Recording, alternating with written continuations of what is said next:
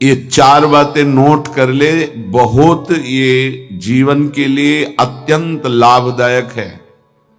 जब आपका मन आपको परास्त कर रहा है, जला रहा है, वो जलन सिर्फ मन को प्राप्त हो रही, आपको नहीं। आप बिल्कुल दूर हैं, आप दृष्टा हैं, आप साक्षी हैं उसके, आप स्वामी हैं उसके। यदि आप स्वीकृति नहीं देंगे तो आपसे पापाचरण नहीं करा पाएगा। आपको डरना नहीं कि अब मन में काम आ गया, क्रोध आ गया, अब तो मेरी दुर्गति हो जाएगी, बिल्कुल नहीं। ये 4 बातें बहुत जल्दी मन को प्रभु में लगा देंगे। अगर आप पकड़ पावे, ना पकड़ पावे तो भोगे। फिर आपका मन आपको जलाएगा, फिर आप रोएंगे, चिल्लाएंगे, भागेंगे। कहां भाग के जाओगे? जो संसार में फंसे हुए जन है वो तो भाग के यहां आ रहे हैं श्री जी की शरण में। यदि आप अपने मन को संभाल नहीं पाए तो फिर कहां भाग के जाओगे? इन्हीं की शरणागति से तो निर्विकार हुआ जाता है, निश्चिंत हुआ जाता है, निर्भय हुआ जाता है। इनके चरणों को छोड़कर कहां निश्चिंतता होगी, कहां निर्भयता होगी? पहला, बिल्कुल ये जीवन की वो दवा है जिससे आप बिल्कुल ठीक हो जाएंगे यदि ये जीवन में उतार ले तो। हृदय में लिख लो, दिमाग में लिख लो, किसी नोटबुक में लिख लो, जो आप रोज स्वाध्याय करें। पहला, जहां जहां मन जाए, जिस वस्तु व्यक्ति स्थान में, तत्काल अपने प्रिया प्रीतम की भावना कीजिए। ये राधा वल्लभ लाल जी है। क्योंकि ये व्यक्ति पहले भी नहीं था, बाद में भी नहीं रहेगा। बीच में जो व्यक्ति दिखाई दे रहा है, ये व्यक्ति नहीं, मेरे प्रभु है। वस्तु नहीं, मेरे प्रभु है। ये स्त्री नहीं, ये प्रभु है। ये पुरुष नहीं, ये प्रभु है। ये पापी नहीं, ये प्रभु है। ये महात्मा नहीं, ये प्रभु है। मान लो, सवाल हल हो जाएगा। दूसरा, जहां जहां मन जाए वहां वहां मिथ्यात्व भाव करके, ये सब माया का विलास। राधा वल्लभ श्री हरिवंश, राधा वल्लभ। और मन का एक स्वभाव है, जहां हम परिचय उसका ये जान जाते हैं स्वभाव का, तो हम उससे शासन में ले लेते हैं। लोग परिचय नहीं जानते। जो ही आप जानेंगे, ये भागाते हुए आ जाएगा। इसको सेकंड में भी कम समय में अधीन किया जा सकता है, और पूरा जन्म लग जाएगा फिर भी अधीन नहीं कर पाओगे। बात को समझिए। ये 1 सेकंड में विश्व ब्रह्मांड में कहीं भी यदि इसका परिचय है, वो तत्काल पहुंच जाएगा। वायु भी इसके समान वेगवान नहीं है मन। अगर अमेरिका गए हैं, आपने वो दृश्य देखा है, कोई एरिया, महल, घर, जो भी 1 सेकंड के कम हिस्से में वो पहुंच जाएगा। ऐसे मन को प्रभु में लगाने के लिए जहां मन जाए, और जाना कि गया, इतना सावधान साधक होना। गया, वो तत्काल आ जाएगा, उसको बुलाना नहीं पड़ेगा, वो तत्काल लग जाएगा। राधा वल्लभ श्री हरिवंश, राधा वल्लभ श्री हरिवंश, राधा वल्लभ। हो सकता है 5 बार न कहे पाओ, फिर भाग जाए, फिर उसे लाना है। इसे कहते हैं अभ्यास योग। अभ्यास योग युक्तेन चेतसा नान्यगामिना। एक दिन ऐसा आएगा, नान्यगामिना, ये जाएगा ही नहीं, ये नहीं जाएगा। फिर दिव्य शाश्वत परम पुरुष की प्राप्ति इसी से हो जाएगी। तीसरा, हमारे मन में जो सही स्फुरणाएं हो रहे हैं, उसका सपोर्ट जरूरी है। विरोध से ही मन केवल काबू में नहीं होता है, सपोर्ट जरूरी है। अब सपोर्ट शब्द से कितना मन प्रसन्न हो रहा है, हर्षित हो रहा है, उस बात का सपोर्ट जो गुरुवाणी, शास्त्र, संत जनों की वाणी, उसके अनुकूल वो बोल रहा है। चलो आज हम तुम्हारी बात पूर्ण कर देते हैं। वो कहता है मुझे आज मीठा खाने की बहुत इच्छा है। ठीक है, हम श्री जी को भोग पधराते हैं, नाम कीर्तन करते हैं, आचमन कराते हैं, फिर उसको पा लेते हैं। बिल्कुल वो आपको भजन में विरोधी भाव नहीं पैदा करेगा।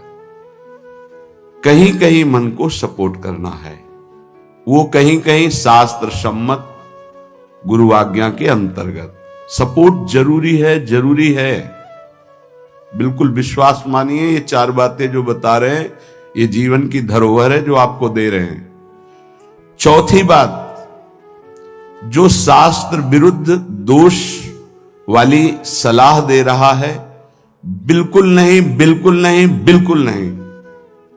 जैसे वो जरूरी है सपोर्ट, ऐसे बिल्कुल सपोर्ट नहीं, बिल्कुल सपोर्ट नहीं, बिल्कुल नहीं। अब वो आपको जलाएगा। जैसे सपोर्ट शब्द से हर्षित हो गया, ऐसे बिल्कुल नहीं शब्द से वो शोकित हो जाएगा। अब आपको उदास कर देगा। जब उदास वो होगा तो आप उदास हो जाएंगे, कहीं मन नहीं लगेगा। आपको लगता है अब तो जीवन बेकार हो गया। तो मन लगना ही जीवन है क्या? अरे अभी आप समझे नहीं। सोहम तवैव आश्रितः, मैं प्रियालाल के आश्रित हूं। तो तन वांग मनोभीर, अगर ये नहीं लग पा रहे हैं तो मैं स्वयं प्रियालाल के आश्रित हूं। ये मुझे कैसे भ्रष्ट कर सकता है? तन वांग मनोभीर, शरीर, वाणी और मन, ये हम समर्पित कर रहे हैं। तो शरीर, वाणी, मन, ये तीनों धोखा दे रहे हैं। शरीर बीमार हो गया है, जबान खराब हो गई है, मन गलत चिंतन करा रहा, तो हमारा बाल बांका भी नहीं कर सकता, क्योंकि सोहम तवैव आश्रिता, मैं स्वयं प्रियाजू की शरण में हूं। उपासक देखो जरा, इस पर विचार करो। क्या शरीर को त्याग देने से परम पद मिल जाएगा? दुखों की निवृत्ति हो जाएगी? क्या निर्विकारता आ जाएगी? नहीं। ऐसे शरीर को नष्ट करने वाले को प्रेत योनि मिलती है। प्रेत योनि महाभयानक कष्टदायी, जिसमें वो दरिया के समीप रहते हुए बूंद पानी नहीं पी सकता, केवल वायु भक्षण करके वो जलता रहता है। कितने समय तक इसकी कोई सीमा नहीं है, युग युग बीत सकते हैं। ये मन जिसको तुमने अपना माना, कितनी दुर्गति का रास्ता चयन करा दिया। उपासक मस्ती सीखे। अरे चाहे गृहस्थ हो या विरक्त हो, भगवद आश्रित मस्त रहना सीखो। सदा रहो अलमस्त, नाम की धुन में हो जा मत वाला। निरंतर नाम, क्या फर्क पड़ता है मन सही है या गलत, क्या फर्क पड़ता है? क्यों? क्योंकि मैं स्वयं प्रभु के आश्रित हूं। मैं सच्चिदानंद का सच्चिदानंद अंश हूं।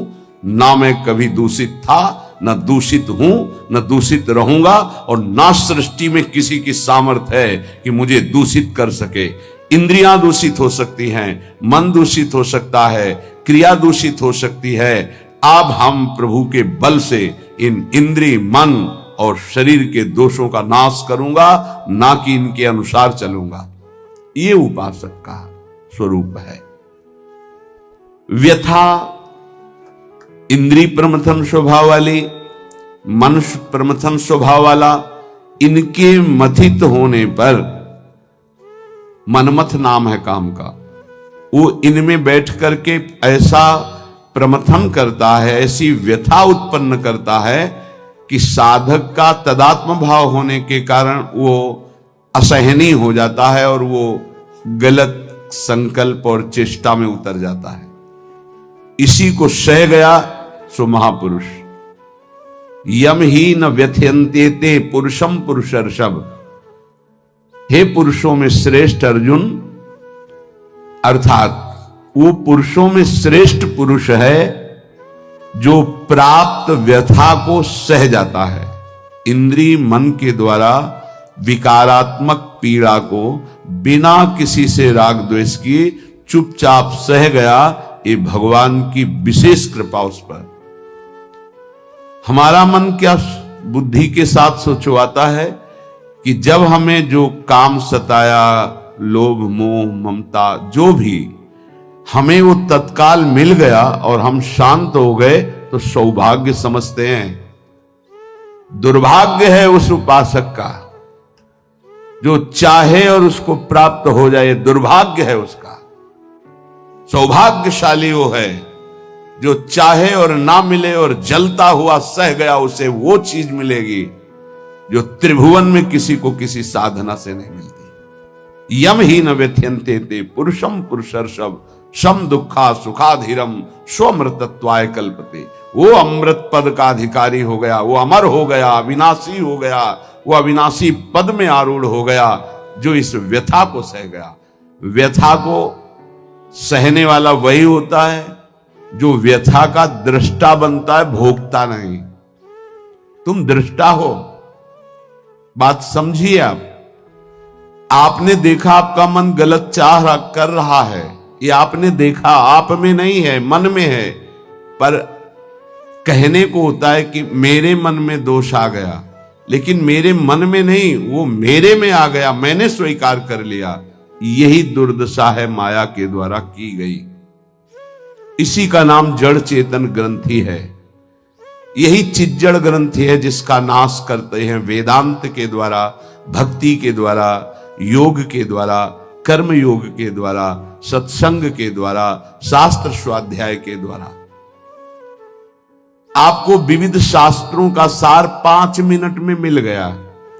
जो जीवन भर प्रयोग किया गया शास्त्र स्वाध्याय करके संतों की कृपा से, वो 5 मिनट में मिल गया। अगर इसे स्वीकार कर लें तो बहुत जल्दी आप महात्मा बन जाएंगे, चाहे गृहस्थ में हो या विरक्त में। महात्मा का संबोधन स्थिति से है, बाहरी किसी पद पदवी से नहीं। स्थिति होती है, उसे महात्मा कहते हैं।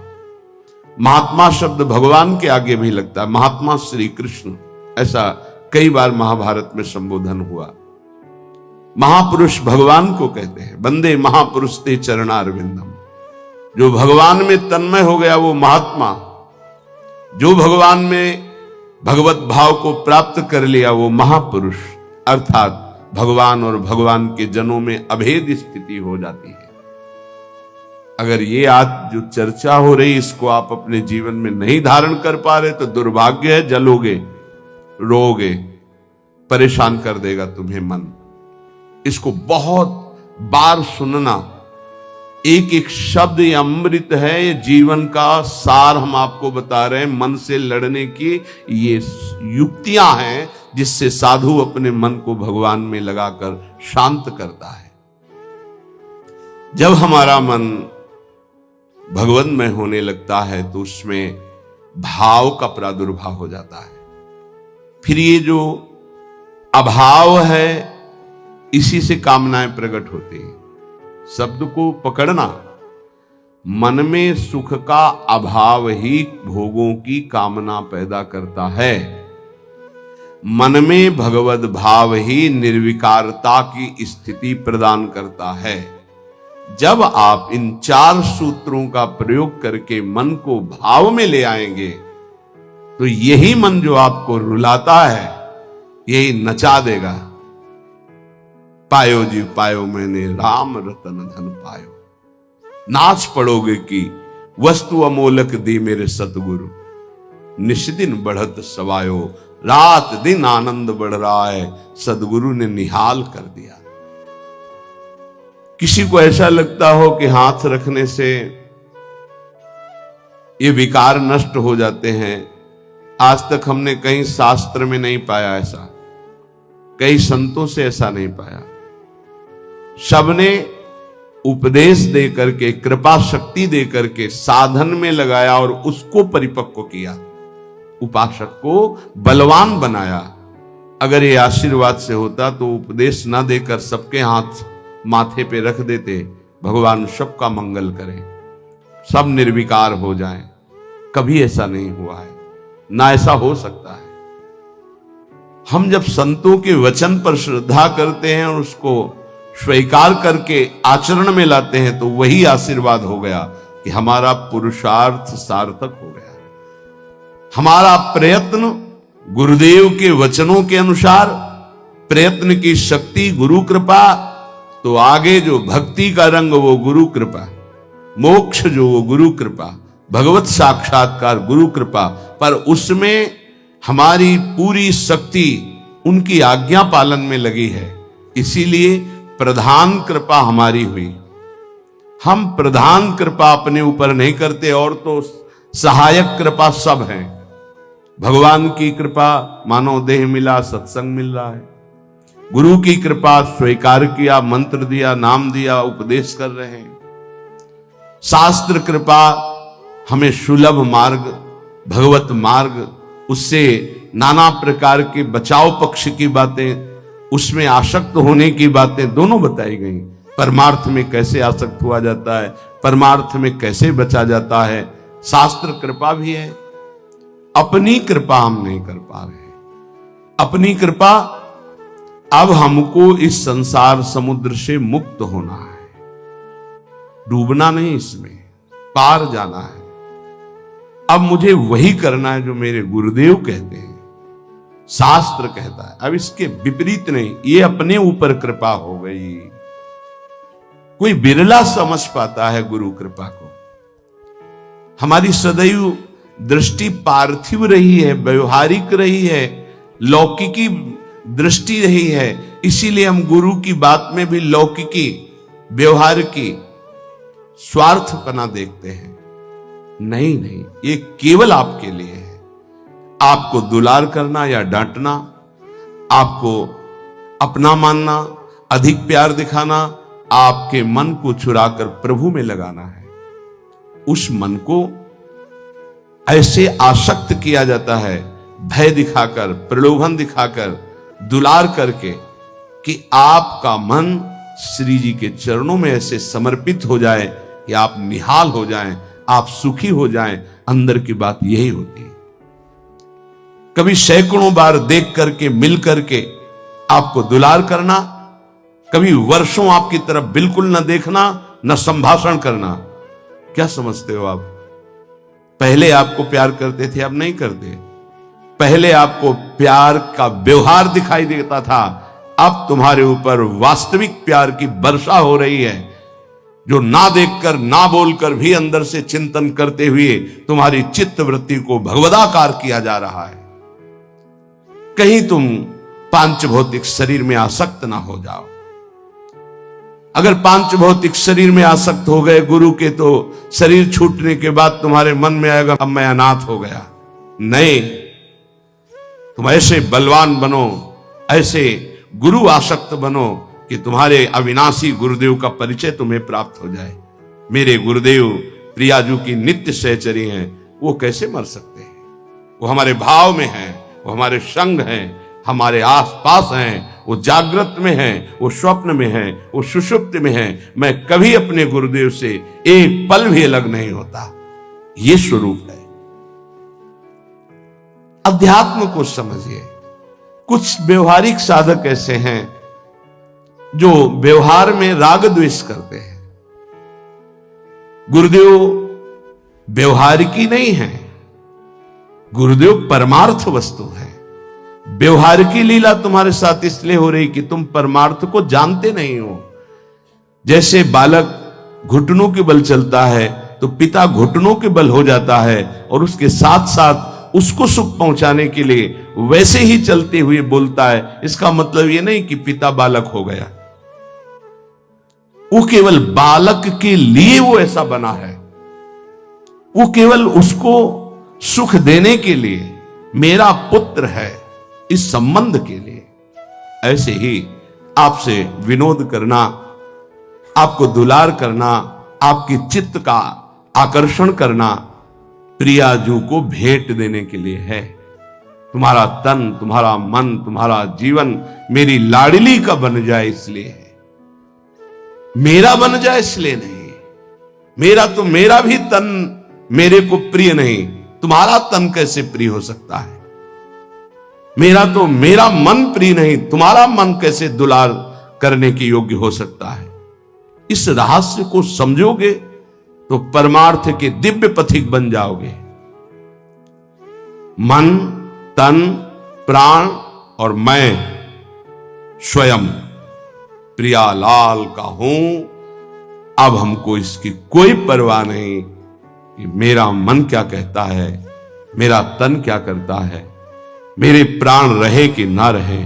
मेरी गति बने कि ना बने। अब इस पर ऐसे उपासक के हृदय में ज्यादा समय नहीं लगता और भाव का प्रकाश कर देते हैं आचार्य, इष्ट देव, गुरुदेव। तब वो हृदय के नेत्र जब खुलते तो इन नेत्रों में प्रकाश हो